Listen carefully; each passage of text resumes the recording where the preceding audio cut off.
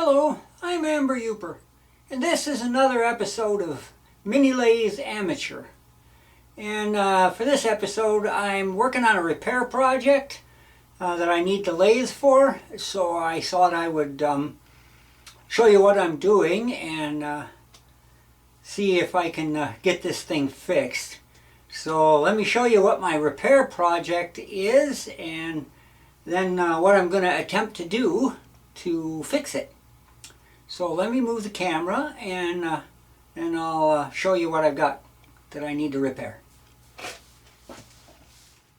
So this is a Chinese-made pellet gun in 177 caliber.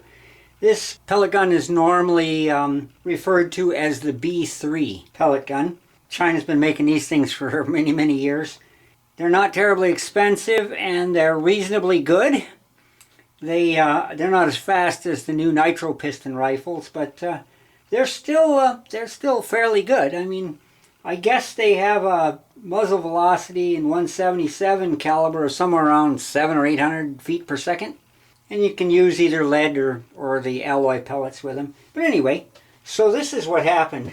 I took it apart, as you can see, because I found this thing in the scrap bin when I was getting rid of some scrap. So I figured, well, look at that, a pellet gun. I'll bring it home and check it out. Well, turns out that it had a problem and there was a reason why it was there. And that reason is this part right here. Hopefully you can see this.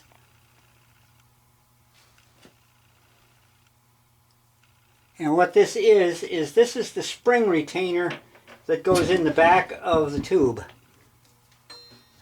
And this part is what happened. This broke off. It's supposed to be somewhat like that. And then there's a hole here. I don't know if I can show you this. There's a hole here. And this goes in the back here. And there's a pin that goes through the hole here. I don't have enough light here. Let me get some light here. Okay, this should be better. So anyway, there's this piece here, and you can see it's got a couple holes through it. The little hole in the back here is what the pin goes through to secure it inside the tube, like that. And obviously it was not in good condition. This was a bent, which really messes up the thing. And this is the mainspring for it, and this is basically a spring guide, and it goes on there, and then the whole thing goes inside here. And this is an underlever gun, which like you cock it like that, and that just compresses this spring and it gets caught back here. There's an inner tube that goes in here and it gets caught. I don't think I can even get that tube out because it's held in by this piece here. But anyway, I took this apart. I built a spring compressor to put pressure on the back of the tube here. Turn this around. The back of the tube here. That's where this piece sits. In here. And it fell right apart. It's all brittle. But this goes in here like this. And you have to compress that spring enough to be able to pull the pin out, which is this pin here. It goes in here.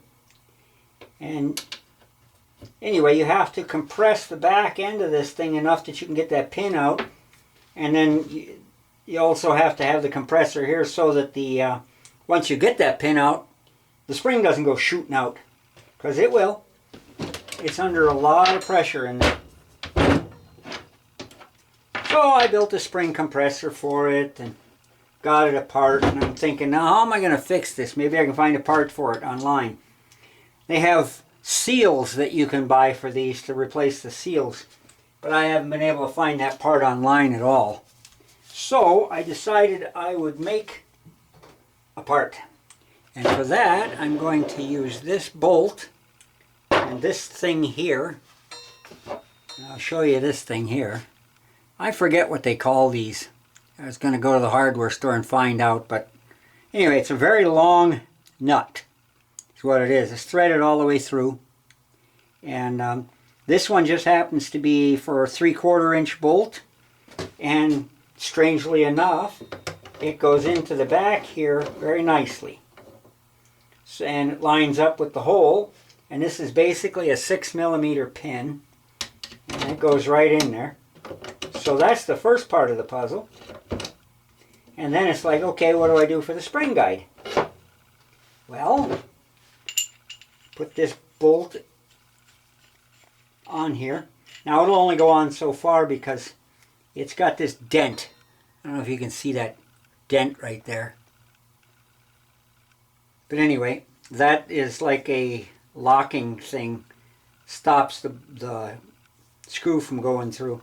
I think these things are used mostly on threaded rod, but I'm not sure. Anyway, you can get this from the hardware store.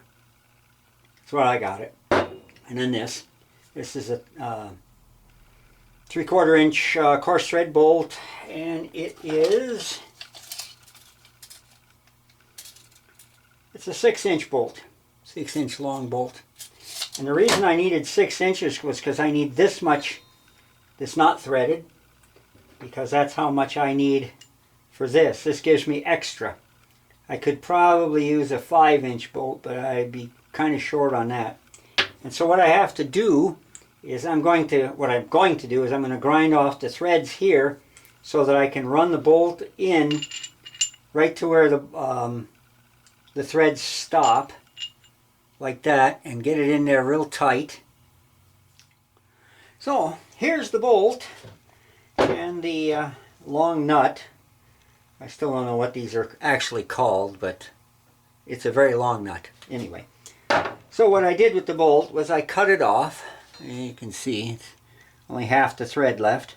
And then I ground the end down to get rid of all the threads so that it would go in past the dent. I don't know if you can even, yeah, you can see that dent there. That's that dent puts a lump on the inside. You can't thread the bolt past it. It almost acts like a lock nut kind of deal.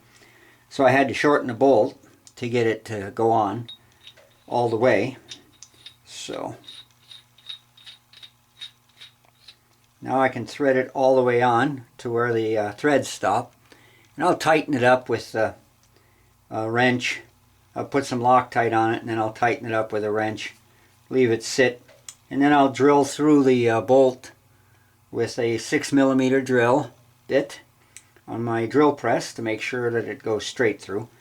And once I've got that done, I'll cut the head off the bolt, and then I'll chuck it into the lathe and start cutting this part of the bolt down to match this thing. It's got to go about like that. And then this part here is what the spring goes over, so I have to make this part the same just to hold the spring. And of course I'm going to have to cut this off also because it's too long. It would stick out if I use this hole here. It's going to stick way out past the end of the tube here. So, and I just don't need it to be that long. I want it to stick out just a little bit when the pin's in, so I can actually put pressure on it with the clamp so that I can get the pin in to start with, and then so that if I need to take it apart again, I can. So that's the progress right now.